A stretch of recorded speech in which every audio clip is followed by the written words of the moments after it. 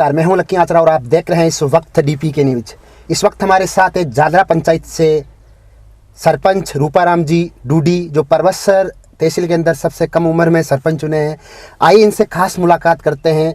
Sir, आपके परिवार से तीसरी बार सरपंच चुने गए हैं और इस बार जनता ने आप पे विश्वास जताया है, तो इसके बारे में आप क्या कहना चाहेंगे?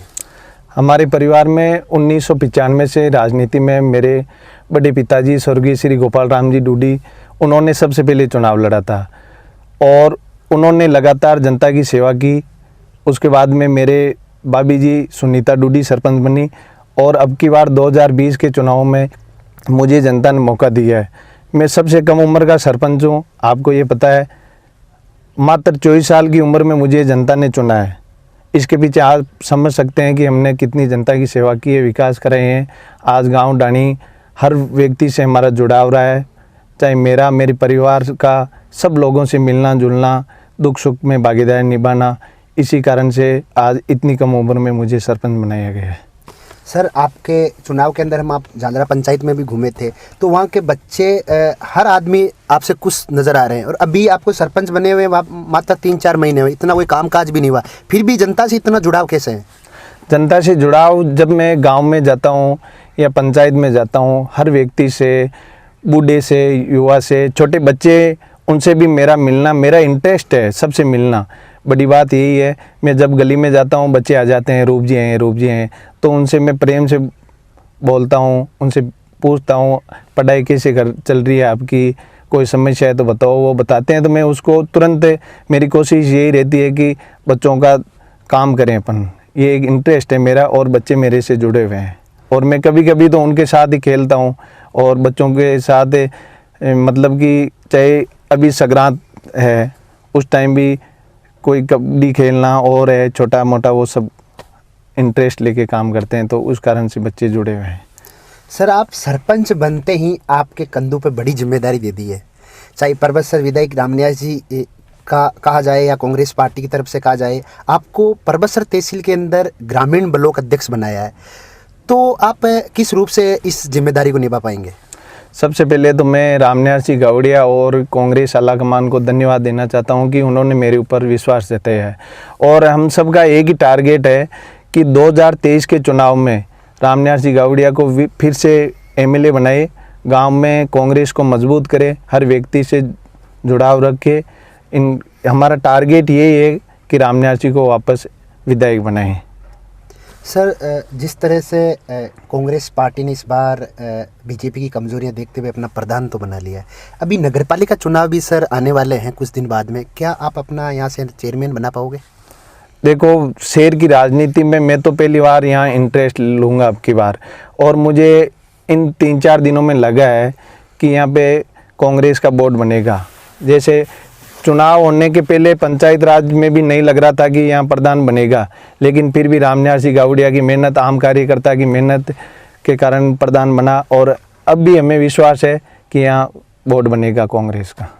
साहब, जादरा की जनता ने आपको सरपंच चुना है और दूसरी तरफ कांग्रेस पार्टी ने आपको ब्लॉक ग्रामीण अध्यक्ष बनाया है, तो दोनों जिम्मेदारी को किस तरह से मेंटेन करोगे आप?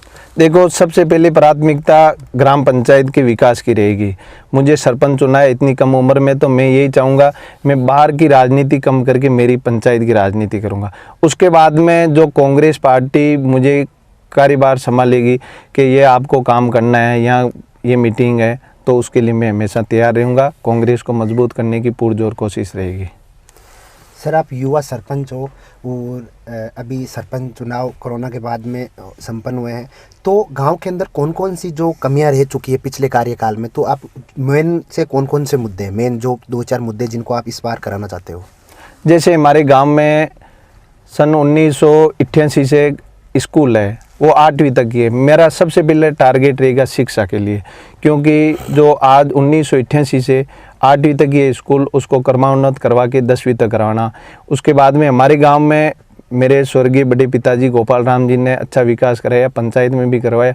उनके जो सपने अधूरे रहे हैं तो वो पूरा करवाने की मेरी पूरी कोशिश रहेगी। सर, आप 36 कौम को साथ लेके चलेंगे इस 5 साल के कार्यकाल में? देखो, 36 कौम के लोगों ने मुझे वोट दिए हैं। जब मैं इतनी कम उम्र में सरपंच बना हूँ तो छत्तीस कौम को साथ लेकर चलने की पूरी कोशिश करूँगा।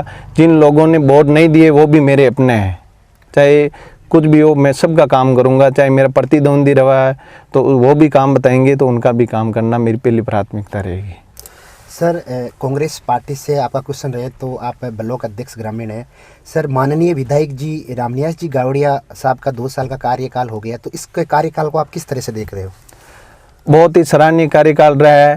पहले बीजेपी के राज में किसानों को जैसे बिजली की समस्या रहती थी, आज बिजली समय समय पर आती है। आमजन खुश है रामनिवास जी गावड़िया के कार्यकाल से। और जैसे पहले ट्रैक्टर का मुद्दा रहता था, बजरी पत्थर ये जो भी लेके आते थे ट्रैक्टर वाले उनको पकड़ लिया जाता था। 2 साल में ऐसी कोई शिकायत नहीं आई। गांव में ट्यूबवेल करवाना और सब बढ़िया काम हो रहा है। कहने का मतलब सबको साथ लेके चल रहे हैं। बिल्कुल सबको साथ लेके चल रहे हैं। 36 कौम के नेता है, युवा नेता है और हम तो उनके उज्जवल भविष्य की कामना करते हैं। जल्दी वो नई सीढ़ी पर चढ़े, यही प्रार्थना है ईश्वर से। नई सीढ़ी का कहने का मतलब क्या मंत्री मंडल में उनका नाम आ सकता है? हमें तो पूरी उम्मीद है, जैसे सरकार में उठापटक हो रही है और वो मंत्री बने तो क्षेत्र के लिए अच्छा ही काम रहेगा। ये थे जादरा से युवा सरपंच रूपाराम जी डूडी, शांत स्वभाव के धनी। इनसे बात करके बहुत ही अच्छा लगा और कांग्रेस पार्टी ने इनके कंधों पे बहुत बड़ी जिम्मेदारी दे दी है। ये परबसर से ब्लॉक ग्रामीण कांग्रेस अध्यक्ष है। देखते रहे DPK न्यूज लकी आंचला के साथ। धन्यवाद। राम राम साहब।